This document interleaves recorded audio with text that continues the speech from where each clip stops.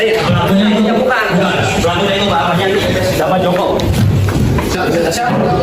Pak Ahmad Yani sama Joko. Ahmad Yani orang mana? Anda ini. Yang berbohong.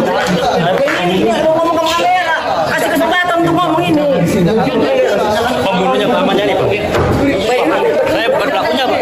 Saya bukan pelakunya. Ahmad Yani Yoga Joko sama Pak Hardi. Apa permintaannya, Rin? Kamu diapain bis kakinya, Rin? Saya dipatahin, Pak. Kenapa, Rin? Pak, kakinya, Pak. Kenapa dipatahin, Rin? Kenapa dipatahin? Kenapa dipatahin? Suruh mengakui, Pak. Ngaku kenapa, Rin? Suruh mengakui. Hai, masih bersama saya, Mr. Z Bicara. Tentu saja bicara tentang kebenaran berdasarkan fakta, data, dan realita. Teman-teman, ada hal yang menarik yang berkaitan dengan apa yang terjadi pada kasus Indramayu. Di kasus tersebut, seorang terdakwa yang dituduh melakukan perbuatan pembunuhan, namun yang bersangkutan berteriak bahwa saya bukan pelakunya, kaki saya dipatahkan. Itulah faktanya, sehingga menimbulkan begitu banyak sorotan publik, termasuk saya. Timbul pertanyaan, kenapa bisa orang tidak melakukan, dituduh melakukan, dan kakinya dipatahkan? Itu apa yang disampaikan oleh terdakwa, ya, melalui beberapa tayangan, ya, mungkin Anda sudah melihatnya. Nah, kini teman-teman, peristiwa itu mendapatkan perhatian publik, termasuk mendapatkan perhatian wakil rakyat di DPR RI. Saya ingin mengulas ini teman-teman langsung dari sumbernya agar tidak menjadi fitnah. Langsung. Ini judulnya ya teman-teman ya. Komisi 3 DPR desak Polri, Kejagung, usut kejanggalan kasus pembunuhan sekeluarga di Indramayu. Menarik kan? Kita baca ya teman-teman. Jakarta, anggota Komisi 3 DPR RI Abdullah meminta adanya perhatian serius aparat penegak hukum terhadap kasus yang menjerat Ririn Rifanto, terdakwa pembunuhan satu keluarga di Pauman, Indramayu. Ia mendesak kepolisian RI dan Kejaksaan Agung untuk mengusut kejanggalan kasus tersebut. Desakan itu disampaikan Abdullah menyusul insiden di Pengadilan Negeri Indramayu pada Rabu 29 April ketika Ririn berteriak di hadapan wartawan usai sidang lanjutan. Kasus ini harus mendapat perhatian serius, ujar Abdullah kepada wartawan Sabtu 2 Mei 2026. Dalam pernyataannya, Ririn menegaskan bahwa dirinya bukan pelaku pembunuhan terhadap Budi Awaludin dan keluarganya yang terjadi pada akhir Agustus 2025. Ririn juga mengaku mengalami penyiksaan selama proses pemeriksaan hingga menyebabkan kakinya patah dan memaksanya mengaku sebagai pelaku. Menanggapi hal tersebut, Abdullah menilai kasus ini mengandung sejumlah kejanggalan yang tidak boleh diabaikan. Karenanya, ia mendesak Polri dan Kejagung untuk turun langsung melakukan investigasi menyeluruh. Jangan sampai ada praktek penyiksaan terhadap tersangka atau terdakwa untuk memaksakan pengakuan. Padahal yang bersangkutan bukan pelaku sebenarnya, ujar Abdullah. Lebih lanjut, legislator dari PKB Dapil Jawa Tengah itu menyoroti tidak dihadirkannya saksi yang melihat langsung peristiwa pembunuhan dalam persidangan, yang menurutnya semakin memperkuat adanya kejanggalan dalam penanganan perkara ini. Abdullah menegaskan bahwa penegakan hukum harus berjalan sesuai prinsip keadilan dan hak asasi manusia.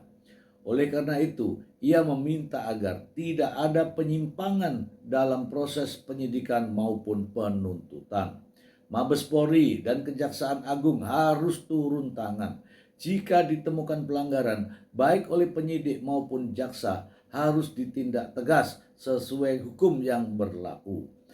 Abdullah memastikan Komisi 3 RI, Komisi 3 DPR RI akan terus memantau perkembangan kasus ini guna memastikan proses hukum berjalan transparan, akuntabel, dan berkeadilan bagi semua pihak.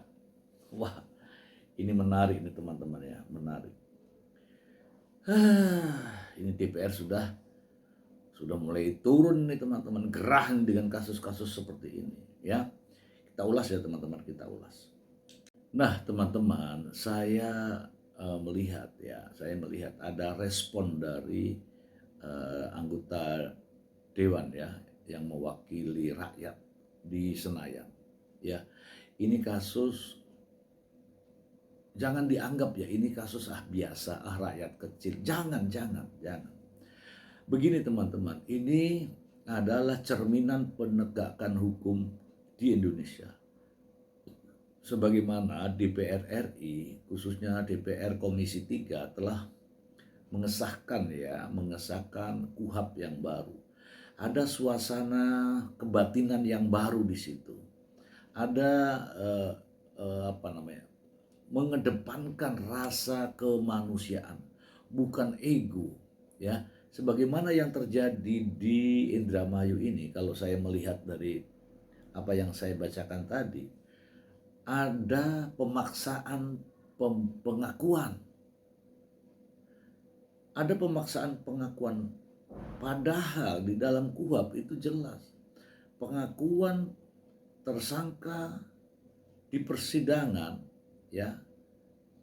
Di persidangan itu juga bisa ditarik.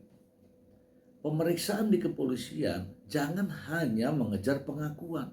Kalau hanya mengejar pengakuan seperti ini, muncullah pemaksaan.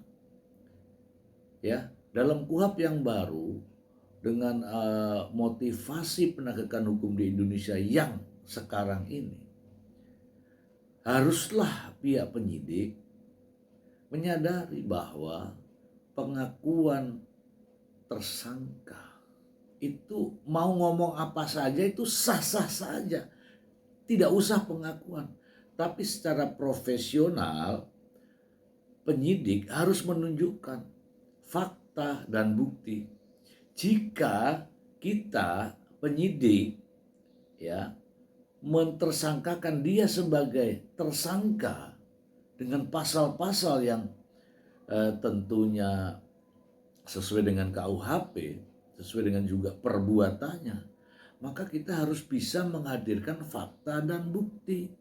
Biarkan tersangka berbicara apa saja, namun kita hanya bisa menunjukkan fakta dan bukti.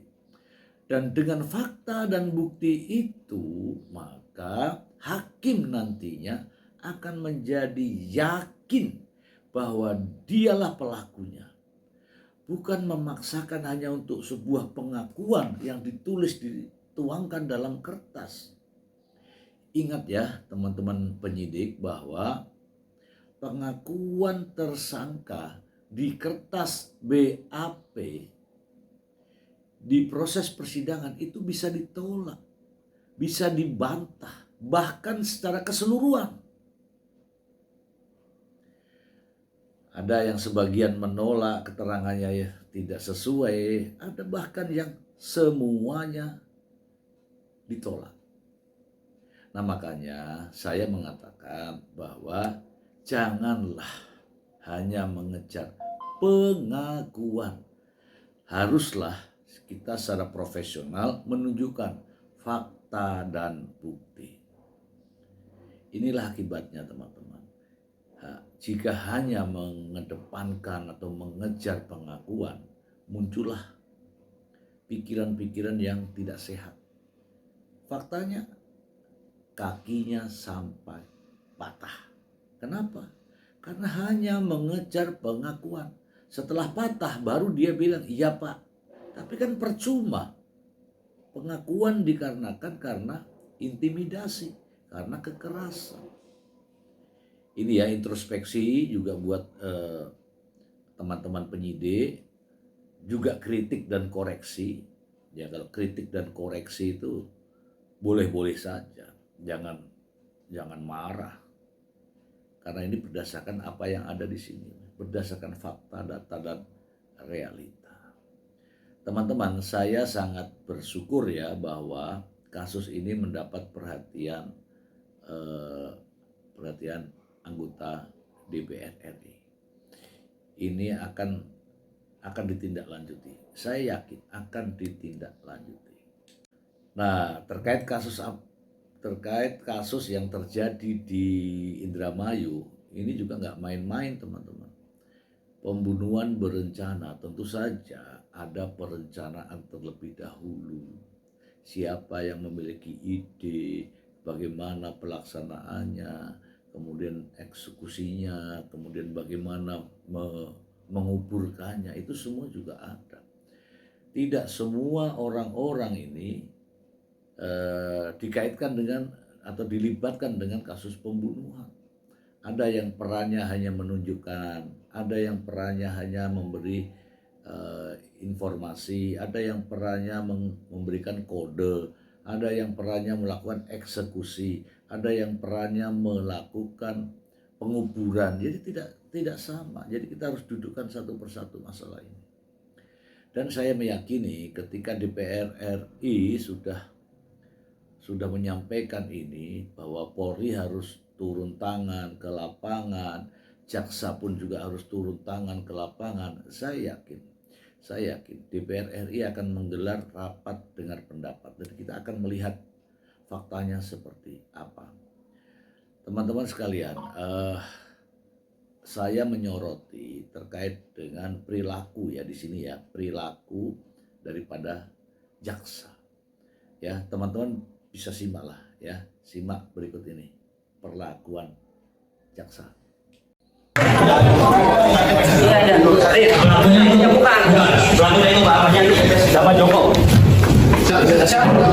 Pak Ahmad Yani sama Joko. Nganu orang mana?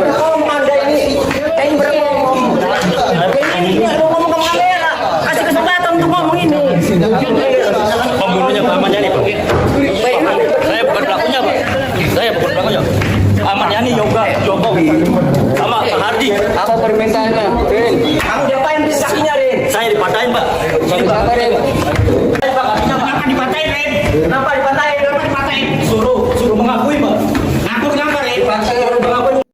Anda sudah melihat kan tayangannya? Dari tayangan ini saya bisa mengambil kesimpulan bahwa ada keinginan jaksa untuk melarang terdakwa ini bicara. Satu. Ada pemaksaan untuk terdakwa ini diam, tidak boleh bicara. Ada sikap-sikap arogansi yang memaksakan kehendak terdakwa ini untuk mengatakan sesuatu kepada para awak media. Ini fakta ya teman-teman. Bahkan nih diperlihatkan upaya-upaya tertentu untuk memberikan intimidasi atau batasan kepada terdakwa. Sampai-sampai sang jaksa ini terlihat dengan jelas beradu argumen dengan pengacara. Ada ya kalau saya menilai ada sesuatu ketakutan. Tidak boleh bicara. Tidak boleh disampaikan kepada para wartawan. Ada apa? Nah, ini teman-teman ya, ada sesuatu yang disembunyikan. Sepatutnya jaksa memberikanlah toleransi waktu agar bicaranya utuh. Ya minimal ya 10 menit, 5 menit, 2 menit kan enak. Jangan diintimidasi seperti ini. Misalnya ada terdakwa ingin berbicara, silakan haknya, berikan. Oke, saya kasih waktu ya 5 menit, biarkan dia bicara. Apa urgensinya terhadap jaksa yang ada di situ? Jaksa silakan saja mau menuntut, mau mendakwa, mau berargumen silakan. Tapi biarkan juga terdakwa untuk berbicara. Nah, dari yang saya lihat di sini, di video ini, nampaknya ada sesuatu ketakutan kalau terdakwa ini bicara. Ya mungkin nanti jaksa bisa menjelaskan. Sampai di situ kan ada pengacaranya. Pengacaranya pun ya nampaknya bersih tegang ya kan. Inilah ya fenomena-fenomena seperti ini agar tidak dilakukan lagi. Berikan kesempatan terdakwa untuk berbicara. Ya kan? Kalaulah Anda menuntut tapi faktanya keliru, ya rugi Anda. Rugi jaksanya. Biarkan saja dia berbicara, faktanya seperti apa. Anda silakan lakukan penuntutan. Nanti faktanya akan diperlihatkan ke kita semua oleh hakim di persidangan. Kan begitu. Jangan menonjolkan arogansi yang saat ini mungkin sudah tidak perlu lagi ya. Jangan mengatakan bahwa kan saya ini berwenang. Oh, jangan. Sebaiknya berikan waktu dan kesempatan.